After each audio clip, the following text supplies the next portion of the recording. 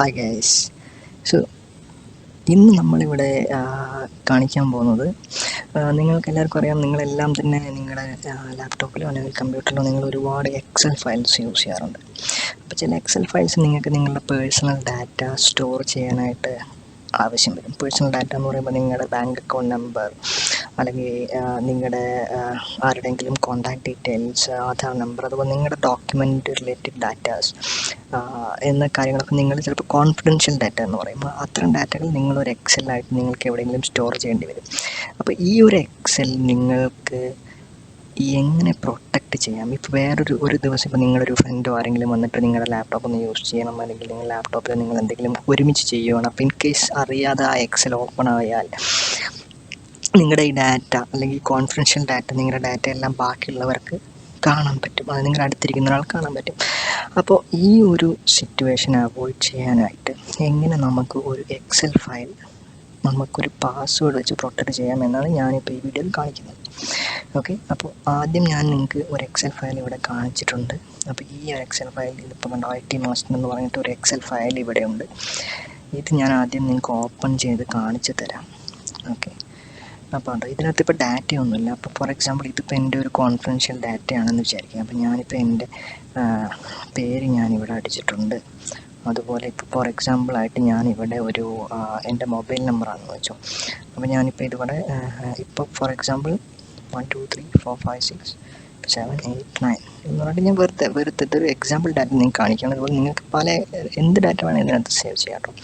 അപ്പോൾ ഇത്രയും ഡാറ്റയെല്ലാം നിങ്ങളിത് സേവ് ചെയ്തിട്ടുണ്ട്. അപ്പോൾ ഇതുപോലെ സേവ് ചെയ്തിപ്പോൾ ഫോർ എക്സാമ്പിൾ ഇതിപ്പോൾ ഒരുപാട് ഡാറ്റ ഉണ്ടെന്ന് നിങ്ങൾ വിചാരിച്ചു. ഇതുപോലെ ഓക്കെ, ഇപ്പോൾ ഇതെല്ലാം ഓരോ ആൾക്കാർ, അല്ലെങ്കിൽ നിങ്ങളുടെ എന്തെങ്കിലും ഓഫീസിലുമായി ബന്ധപ്പെട്ട ആരുടെയെങ്കിലും കോൺടാക്ട് നമ്പറോ നിങ്ങൾക്ക് മാത്രം കാണാൻ അധികാരമുള്ള ഒരു സാധനമാണെന്ന് വിചാരിക്കുക. ജസ്റ്റ് അക്കൗണ്ട് നമ്പർ, നിങ്ങളുടെ ബാങ്ക് അക്കൗണ്ട് നമ്പറാണെന്ന് വിചാരിക്കുക. ഓക്കെ, അപ്പോൾ ഈ ഡാറ്റ ഇപ്പോൾ കണ്ടോ, ഇതിപ്പോൾ ഞാനിപ്പോൾ ഇവിടെ ജസ്റ്റ് സേവ് ചെയ്ത് ഞാൻ ക്ലോസ് ചെയ്തു. അപ്പോൾ ഇൻ കേസ് ഇപ്പോൾ നിങ്ങളിത് എപ്പോഴെങ്കിലും പബ്ലിക്കായിട്ട് ഇങ്ങനെ ഇത് ഓപ്പൺ ചെയ്യുകയാണെങ്കിൽ, അറിയാതെ വേറെ ആരെങ്കിലും നിങ്ങളുടെ കമ്പ്യൂട്ടറിലോ ലാപ്പിലോ വന്ന് ഇത് ഓപ്പൺ ചെയ്യുകയാണെങ്കിൽ ഇത് ഓപ്പൺ ആവും.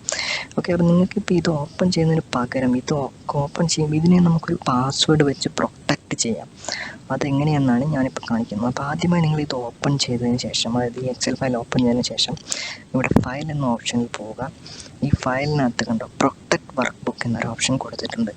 ഓക്കെ, ഈ ഒരു ഓപ്ഷനിൽ പോയിട്ട് കണ്ടോ എൻക്രിപ്റ്റ് വിത്ത് പാസ്വേഡ്, ഈ രണ്ടാമത്തെ ഓപ്ഷൻ നമ്മൾ ക്ലിക്ക് ചെയ്യുക. കണ്ടോ, അപ്പോൾ ഇത് ആക്ച്വലി നമ്മളടുത്ത് ഒരു പാസ്വേഡ് എൻ്റർ ചെയ്യാൻ പറയും.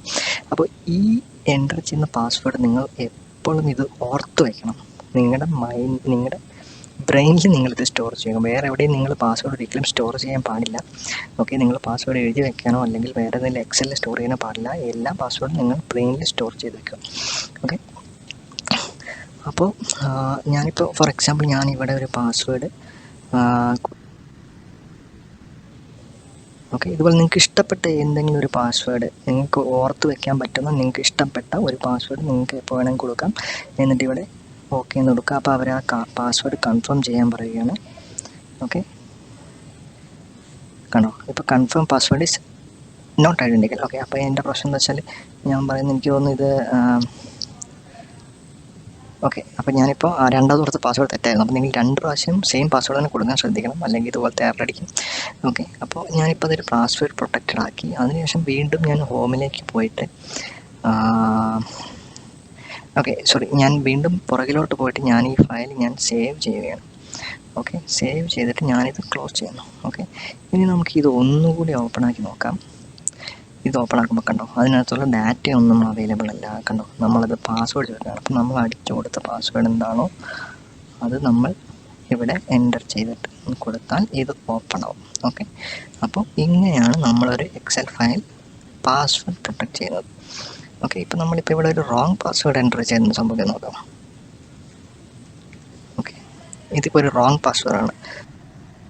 Password is not supported. കണ്ടോ, ഇങ്ങനെ പറഞ്ഞിട്ട് നമുക്ക് ഡാറ്റയൊന്നും അവൈലബിൾ ആയിരിക്കില്ല, ഒന്നും കാണാൻ പറ്റില്ല. അപ്പോൾ ഇതുപോലെ നിങ്ങൾക്ക് നിങ്ങളുടെ സിസ്റ്റത്തിലുള്ള എക്സൽ ഫയൽ പാസ്വേഡ് വെച്ച് പ്രൊട്ടക്റ്റ് ചെയ്ത് വെക്കാവുന്നതാണ്.